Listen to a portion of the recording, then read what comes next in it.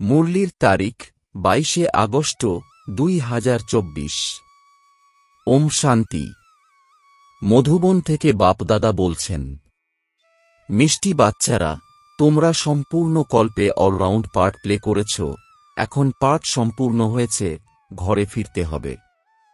প্রশ্ন, তোমরা বাচ্চারা নিজের ভাগ্যের মহিমা বর্ণনা কোন শব্দের দ্বারা করো? উত্তর, আমরা হলাম ব্রাহ্মণ শিখা অর্থাৎ টিকি। আমাদের নিরাকার ভগবান বসে পড়ান। দুনিয়ায় মানুষকে পড়ায়, কিন্তু আমাদের স্বয়ং ভগবান পড়াচ্ছেন, তাহলে আমরা কতখানি ভাগ্যবান। ওম শান্তি। আত্মারূপী বাচ্চাদের আত্মাদের পিতা জিজ্ঞাসা করছেন, মিষ্টি মিষ্টি বাচ্চারা, নিজের ঘর শান্তিধাম স্মরণে আছে, ভুলে যাওনি তো? এখন 84 চক্র পূর্ণ হয়েছে, কিভাবে পুরো হয়েছে সে কথাও তোমরা বুঝেছ। সত্যযুগ থেকে কলিযুগের শেষ পর্যন্ত এমন করে আর কেউ জিজ্ঞাসা করে না। মিষ্টি মিষ্টি প্রিয় বাচ্চাদের বাবা জিজ্ঞাসা করেন, এবারে ঘরে ফিরবে তো, তাই না? ঘরে অর্থাৎ পরমধামে ফিরে গিয়ে সুখধামে আসতে হবে। এটা তো সুখধাম নয়, এ হল পুরানো দুনিয়া, দুঃখধাম। সেটা হল শান্তিধাম, সুখধাম। এখন এই দুঃখ থেকে মুক্ত হয়ে ফিরে যেতে হবে মুক্তিধাম। মুক্তিধাম বা শান্তিধাম যেন সামনে হাজির রয়েছে। সেটা হল আত্মাদের নিবাস স্থান। তারপরে তোমরা নতুন বিশ্বে আসবে, যেখানে পবিত্রতা, সুখ, শান্তি হবে। এই কথা তো বুঝেছ, তাই না? এই গানও কর। বাবাকেও আহ্বান করা হয়, হে পতিত পাবন, এই পতিত দুনিয়া থেকে আমাদের নিয়ে চলো, এইখানে অনেক দুঃখ আছে, আমাদের সুখের স্থানে নিয়ে চলো। স্মরণে আসে। স্বর্গের কথা সবাই স্মরণ করে। শরীর ত্যাগ করলেই বলা হয় স্বর্গে গমন করেছে। Left for heavenly abode. কে লেফট করল? আত্মা। শরীর তো যায় না, আত্মাই যায়। এখন তোমরা বাচ্চারাই শান্তিধাম, সুখধামকে জানো, অন্য কেউ জানে না। বাচ্চারা, তোমাদের বুদ্ধিতে নলেজ আছে শান্তিধাম কি এবং সুখধাম কি। তোমরা সুখধামে ছিলে, এখন আবার দুঃখধামে এসেছ। সেকেন্ড, মিনিট, ঘণ্টা, দিন, বছর পার হয়েছে। এখন 5000 বছরে শেষ হতে কেবল কিছুদিনই বাকি আছে। বাবা বাচ্চাদের স্মরণ করাতেই থাকেন। খুব সহজ কথা, এতে কনফিউজ হওয়ার দরকার নেই। আত্মা 84 জন্ম নেয় কিভাবে, এই কথাও কেউ জানে না। লক্ষ বছরের কথা তো কারো পক্ষে মনে রাখা কঠিন। এ হলই 5000 বছরের কথা। ব্যবসায়ীরা স্বস্তিকের চিহ্ন এঁকে রাখে হিসেবের খাতায়, তাকে গণেশ বলা হয়। গণেশের ছবিতে হাতির সুর দেখানো হয়। মানুষ টাকা খরচ করে চিত্র ইত্যাদি বানায়, একেই বলা হয় সময় নষ্ট। তোমাদের কত শক্তি ছিল, সেসব দিন দিন কমেছে। যেমন গাড়িতে পেট্রোল কমতে থাকে। এখন তো তোমরা দুর্বল হয়েছ। 5000 বছর পূর্বে ভারত কেমন ছিল? অপার সুখ ছিল, অফুরন্ত ধন ভাণ্ডার ছিল। এই রাজ্য তাঁরা পেয়েছিলেন কিভাবে? রাজযোগের শিক্ষা নিয়েছিলেন।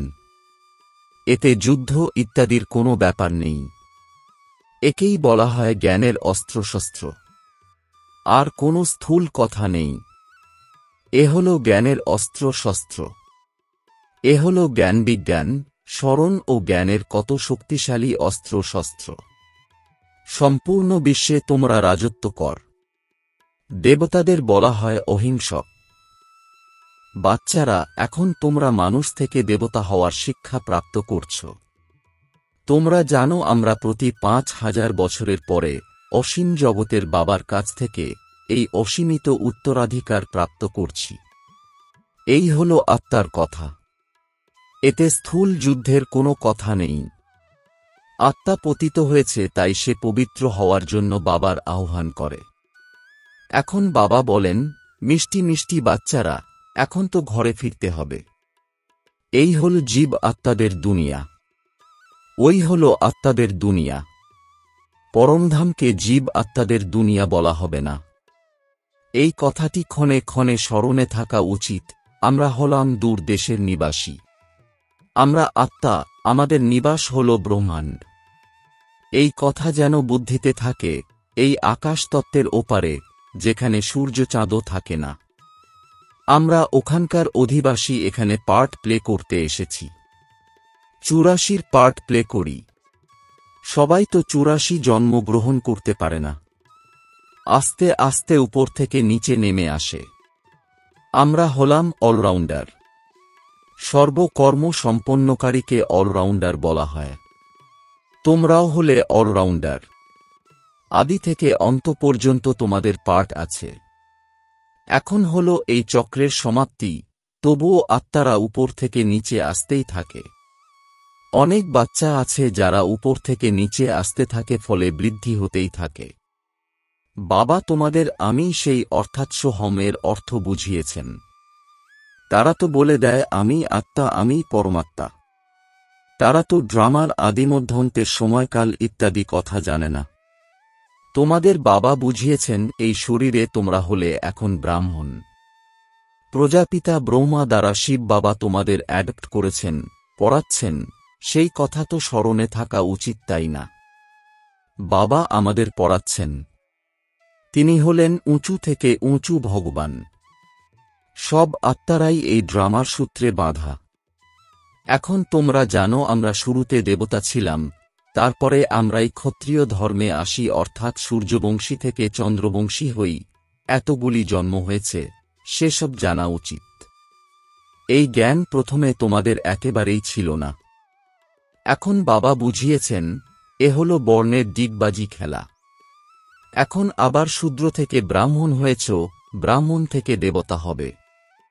বিরাট রূপ দেখানো হয় না। তোমাদের বুদ্ধিতে সম্পূর্ণ জ্ঞান আছে, কিভাবে আমরা নিচে নেমে ব্রাহ্মণ কুলে এসেছি, তারপরে আবার ডিটি ডিনাইস্টিতে অর্থাৎ দৈবী কুলে যাই। এখন তোমরা ব্রাহ্মণরা হলে শিখা। শিখা সবচেয়ে উঁচুতে থাকে। তোমাদের মতন উঁচু কুলের কে হবে? ভগবান বাবা এসে তোমাদের পড়াচ্ছেন। তোমরা কতখানি ভাগ্যশালী। নিজের ভাগ্যের কিছু মহিমা বর্ণনা তো করো। বাইরে তো সব মানুষ, মানুষদের পড়ায়। ইনি তো হলেন নিরাকার পিতা। ইনি কল্পকল্প একবারই এসে নলেজ দেন। পড়াশোনা তো প্রত্যেকেই করে। ব্যারিস্টারের নলেজ পড়ে ব্যারিস্টার হয়। তারা সবাই মানুষ, মানুষদের পড়ায়। এখন এ হল ভগবানুবাচ।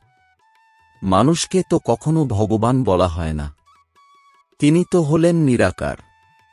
এখানে এসে তোমাদের অর্থাৎ বাচ্চাদের পড়ান। এই পড়াশোনা না সূক্ষ্মবতনে হয়, না মূলবতনে হয়। পড়াশোনা হয় শুধুমাত্র এইখানে। এতে কনফিউজ হওয়ার কোনো কথা নেই। স্কুলে কখনো কোনো স্টুডেন্ট বলে কি আমরা কনফিউজ? আমাদের নিশ্চয় হয় না। বরং পড়াশোনা করে নিজের স্টেটাস প্রাপ্ত করে। এই লক্ষ্মীনারায়ণ সত্যযুগের আদিতে বিশ্বের মালিক হয়েছেন কিভাবে? নিশ্চয়ই বাবার দ্বারা। বাবা তো সত্য বলবেন। ভগবান কি কখনো রং অর্থাৎ ভুল বলবেন? খুব কঠিন পরীক্ষা। এই সময় হল প্রজার উপরে প্রজাদের রাজত্ব। রাজারানী নেই। সত্যযুগে ছিল, এখন কলিযুগের শেষে নেই। একেই বলা হয় পঞ্চায়েতি রাজ। গীতায় লিখে দেওয়া হয়েছে কৌরব ও পাণ্ডব। আত্মিক পাণ্ডা তো হলে তোমরা। সবাইকে আধ্যাত্মিক নিবাসের ঠিকানা বলে দাও। সেই গৃহ হল তোমাদের অর্থাৎ আত্মাদের রুহানি নিবাস। রুহ অর্থাৎ আত্মা জন্ম নিয়ে পার্ট প্লে করে। এইসব কথা তোমরা ছাড়া আর কেউ জানে না। ঋষি মুনি ইত্যাদি কেউ রচয়িতার পরিচয় জানে না, রচনার আদিমধ্যান্তের কথাও জানে না। লক্ষ বছর বলে দিয়েছে, কিন্তু সেসবের কোনো পুরো হিসেব নেই। অর্ধেকও হতে পারে না। পুরো অর্ধেক সুখধাম, তারপরে পুরো অর্ধেক দুঃখধাম। এটা হল পতিত দুনিয়া ভিস অর্থাৎ অপবিত্র, আর সেটা হল ভাইসলেস পবিত্র। বাবা হলেন কত উঁচু থেকে উঁচু, কিন্তু কত সাধারণ থাকেন। কোনো বিশিষ্ট ব্যক্তি বা অফিসারদের বাবার সঙ্গে সাক্ষাৎ হলে তারা বাবাকে কত রিগার্ড দিয়ে থাকে। পতিত দুনিয়ায় পতিত মানুষ পতিতদের দর্শন করে। পবিত্র হলেন গুপ্ত, বাইরে কিছুই দেখা যায় না। বাবাকে বলা হয় নলেজফুল, ব্লিসফুল, সকল বিষয়ে ফুল, তাই তাঁকে জ্ঞানের সাগর বলা হয়। প্রতিটি মানুষের পজিশনের মহিমা হল আলাদা আলাদা। মন্ত্রীকে মন্ত্রী, প্রধানমন্ত্রীকে প্রধানমন্ত্রী বলা হয়। ইনি হলেন উচ্চ থেকেও উচ্চ, ভগবান। সবচেয়ে উঁচু পজিশন হল নিরাকার বাবার, আমরা যার সন্তান। সেখানে আমরা সবাই বাবার সঙ্গে পরমধামে বাস করি। ওটা হল নিবাসস্থল। এখানে সবার নিজের নিজের পার্ট রয়েছে। কেউ এক জন্মের পার্ট প্লে করেও ফিরে যায়। বাবা বোঝান এ হল মনুষ্য সৃষ্টির ভ্যারাইটি বৃক্ষ। একের সাথে অপরটি মিলবে না। আত্মা তো সবই এক রকম, তবে একে অপরের সঙ্গে শরীরের মিল নেই। নাটকেও দেখানো হয় যে এক রকমের দুটি চেহারা হলে কতখানি কনফিউশন হয়, দুজনের মধ্যে আমার স্বামীকে। আর এ তো হল অসীম জাগতিক খেলা। একে অপরের সঙ্গে কোনো মিল নেই। প্রত্যেকের ফিচার্স আলাদা। আয়ু যদিও একরকমের হয়, কিন্তু ফিচার্স একরকম হয় না। প্রত্যেক জন্মে ফিচার্স বদলে যায়। কত বিশাল এই অসীম জাগতিক নাটক! অতএব ড্রামার সম্বন্ধে জ্ঞান থাকা উচিত, তাই না? সম্পূর্ণ সৃষ্টির আদিমধ্যন্তের জ্ঞান তোমাদের বুদ্ধিতে আছে। প্রত্যেকের ড্রামাতে যা পার্ট আছে সেই পার্টই সে প্লে করবে। ড্রামায় কোনো রিপ্লেসমেন্ট হতে পারে না। অসীম জাগতিক ড্রামা যে জন্মগ্রহণ করতেই থাকে। সবার ফিচার্স আলাদা। কত রকমের ভ্যারাইটি ফিচার্স। এই সম্পূর্ণ জ্ঞান বুদ্ধি দ্বারা বোধগম্য করতে হয়। কোনো বই ইত্যাদি নেই। গীতার ভগবান হাতে গীতা নিয়ে আসেন নাকি? তিনি তো হলেন জ্ঞানের সাগর, বই নিয়ে থোড়াই আসবেন। বইপত্র ইত্যাদি ভক্তি মার্গে তৈরি হয়।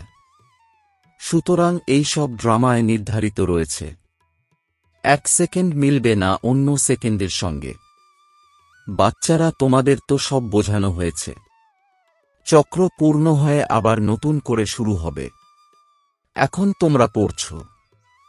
বাবাকেও তোমরা জেনেছ, রচনার কথাও জেনেছ। মূল বতন থেকে এখানে আসো পার্ট প্লে করতে। কত বিশাল এই স্টেজ, এর কোনো মাপ হতে পারে না। কেউ পৌঁছাতে পারে না। সাগর ও আকাশের কোনো শেষ নেই, তাই অনন্ত বলা হয়েছে। আগে এত চেষ্টা ছিল না, এখন চেষ্টা করে। সায়েন্স তো এখনকার, তারপরে আবার কবে শুরু হবে? যখন তাদের পাঠ হবে। অতএব এত সব কথা কি শাস্ত্রে আছে? যিনি শোনাচ্ছেন তার নাম না দিয়ে যিনি শুনছেন তার নাম লিখে দিয়েছে। এই আত্মাটি কালো, ওই আত্মাটি ফর্সা বা সুন্দর। অসুন্দর অর্থাৎ কালো আত্মাটি এনার দ্বারা শুনে সুন্দর হয়েছে। নলেজ দ্বারা কত উঁচু পদের প্রাপ্তি হয়। এ হল গীতা পাঠশালা। ভগবান রাজযোগ শেখান অমরপুরীর জন্য, তাই একে অমরকথাও বলা হয়। নিশ্চয়ই সঙ্গম যুগে শুনিয়েছিলেন। যারা কল্প পূর্বে পড়েছে তারাই আবার এসে পড়বে এবং নম্বর অনুসারে পদ মর্যাদা প্রাপ্ত করবে। তোমরা এখানে কতবার এসেছ? অসংখ্যবার। কেউ যদি জিজ্ঞাসা করে এই নাটক কবে থেকে শুরু হয়েছে, তোমরা বলবে এই নাটক তো অনাদিভাবে চলে আসছে। গণনা করার কথাই নেই, জিজ্ঞাসা করার ভাবনাও আসে না। শাস্ত্রে সবই হল ভক্তি মার্গের গল্প কাহিনী, যা পাঠ করা হয়। এখানে তো অনেক ভাষা রয়েছে, সত্যযুগে বহু ভাষা ইত্যাদি হয় না। এক ধর্ম, এক ভাষা, এক রাজ্যের তোমরা স্থাপনা করছ। তারা তো শান্তি স্থাপনের পরামর্শদাতাদেরকে পুরস্কার দেয়। শিব বাবা তোমাদের সম্পূর্ণ বিশ্বে শান্তি স্থাপন করার পরামর্শ দেন। তাকে তোমরা কি প্রাইজ দেবে? তিনি তো তোমাদেরকেই প্রাইজ দেন, কিছু নেন না। এইসব কথা বুঝতে হবে। গতকালের কথা যেন, যখন তাঁদের রাজত্ব ছিল। এখন তো থাকার জায়গা নেই। সেখানে তো 2-3 তলা তৈরি করার প্রয়োজন নেই, কাঠ ইত্যাদির প্রয়োজন নেই। সেখানে তো ঘর বাড়ি সোনা রূপা দিয়ে তৈরি হয়। সায়েন্সের শক্তিতে চট করে বাড়ি তৈরি হয়। এখানে তো সায়েন্স যেমন সুখের তেমনই দুঃখের।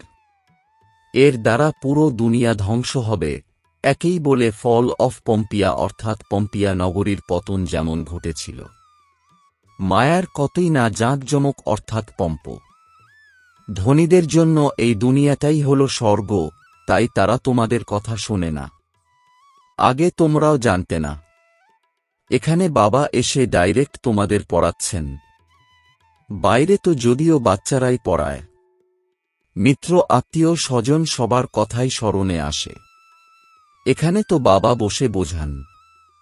দিন দিন তোমরা স্মরণের যাত্রায় পাকা হতে থাকবে। তখন তোমাদের আর কিছুই স্মরণে আসবে না।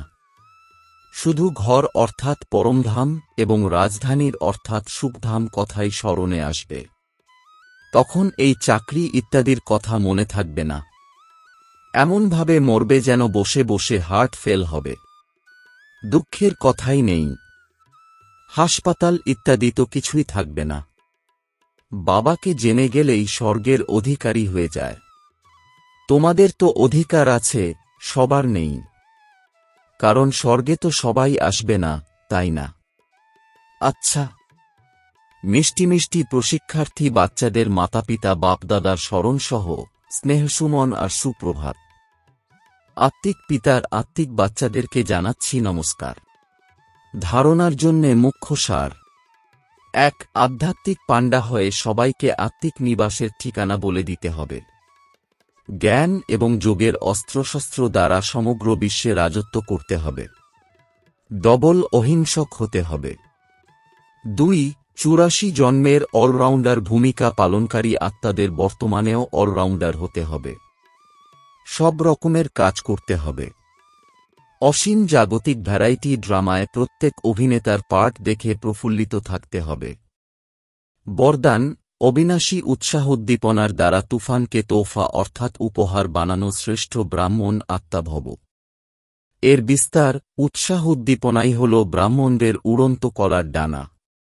এই ডানার উপর ভর করে উড়তে থাকো। এই উৎসাহোদ্দীপনাই হল তোমাদের অর্থাৎ ব্রাহ্মণদের জন্য সবথেকে বড় শক্তি। নীরস জীবন নয়। উৎসাহোদ্দীপনার রস সদাই থাকে। উৎসাহ উদ্দীপনা মুশকিলকেও সহজ করে দেয়, তাদের হৃদয় কখনো বিদীর্ণ হয় না। উৎসাহ তুফানকে তোফা বানিয়ে দেয়। উৎসাহ যে কোনো পরীক্ষা বা সমস্যাকে মনোরঞ্জন অনুভব করায়। এইরকম অবিনাশী উৎসাহ উদ্দীপনাতে যারা থাকে, তারাই হল শ্রেষ্ঠ ব্রাহ্মণ। স্লোগান, শান্তির সুগন্ধি ধূপ জ্বালিয়ে রাখো, তাহলে অশান্তির দুর্গন্ধ সমাপ্ত হয়ে যাবে। ওম শান্তি।